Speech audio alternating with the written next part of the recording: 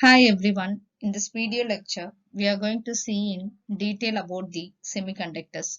Before we begin, let's have a look at the purpose of semiconductors and where it is being used extensively.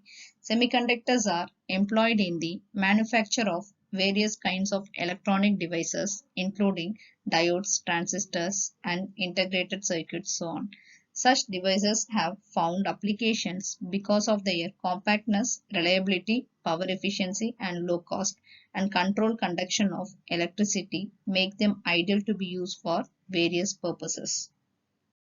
Let's move on to the classification of materials based on their different aspects. They are conductivity, energy band, area of applications. Out of this, we are going to concentrate on first two different aspects on materials classifications. Generally, energy materials are classified based on the conductivity or as follows. Conductors, insulators, semiconductors.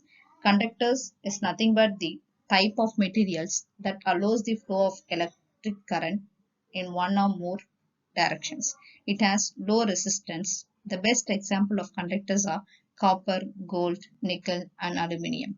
Insulators is a material in which the atoms are tightly bonded each other. It has very high resistance. Example woods, glass, ceramic, and plastics.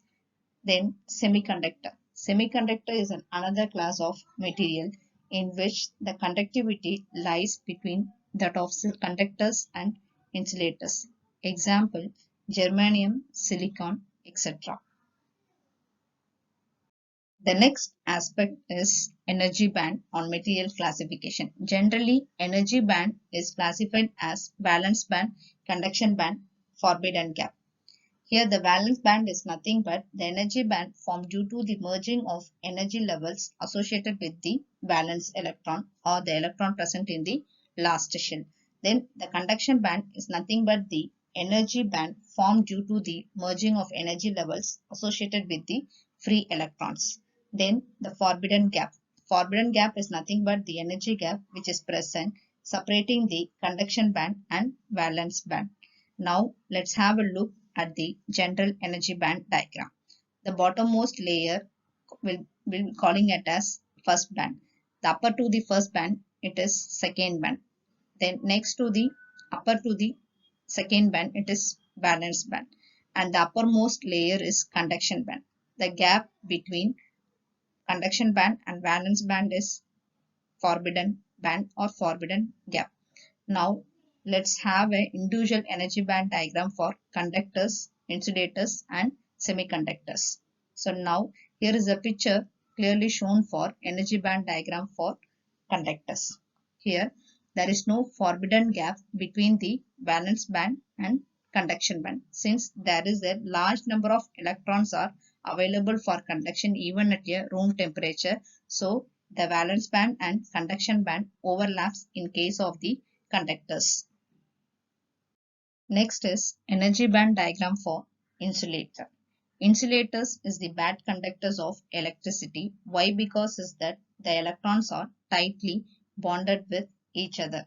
So there is no free movement of electrons. Hence there exists a large forbidden gap between the valence band and conduction band. Practically, it is impossible for an electron to jump from valence band to conduction band. So the forbidden gap is very wider, which is approximately of 7 electron volt. Such material may conduct only at very high temperature, or if they are subjected to high voltage, then it is called breakdown of an insulator. Next is energy band diagram for semiconductor. So here is a diagram shown for semiconductor. So here in this case there is a small forbidden gap between the valence band and conduction band. Such material are called semiconductors. The forbidden gap is about 1 electron volt in case of semiconductor. In such materials, the energy provided by the heat at room temperature is sufficient to lift the electrons from valence band to conduction band. Further, semiconductor has been classified into two types. They are intrinsic semiconductor and extrinsic semiconductor. In intrinsic semiconductor, a sample of semiconductor is in the purest form. The impurity content in the semiconductor is very, very small, which is in the order of 1 part in 100 million parts of semiconductor. The other one is extrinsic semiconductor.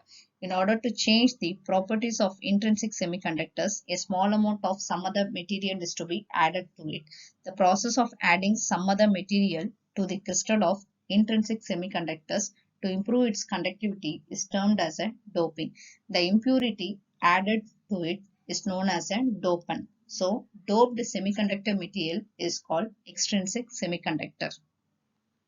Next is classification of extrinsic semiconductor. Depending on the type of impurities, the two types of extrinsic semiconductor are as follows: N-type and P-type.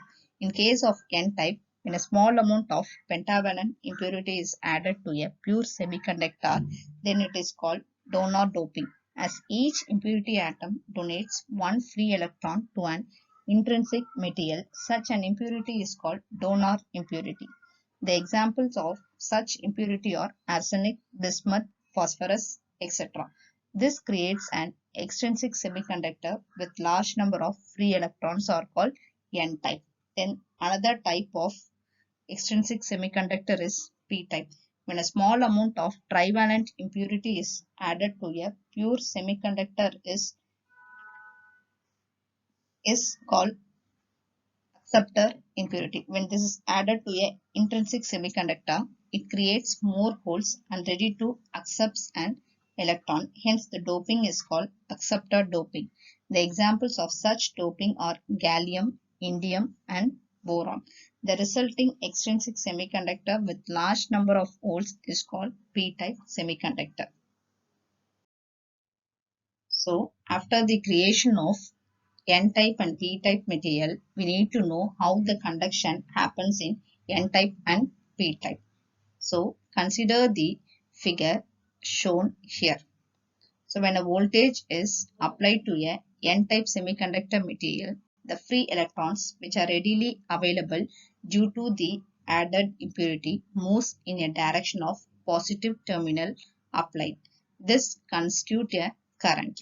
Then the conduction is predominantly by free electrons. The holes are less in number when compared to the electron. Hence, in N-type semiconductors, free electrons are called majority carriers, while the holes, which are small in number, are called minority carriers. Next is conduction in P-type. Consider a figure shown here. Then, when a P-type material is subjected to an electric field by applying a voltage, then the holes moves in a valence band. So, the current conduction in P-type is predominantly due to holes. The free electrons are also present in a conduction band but are very less in number. Hence, the holes are the majority carriers while the electrons are the minority carriers.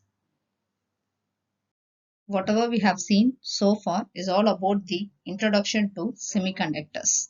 Thank you.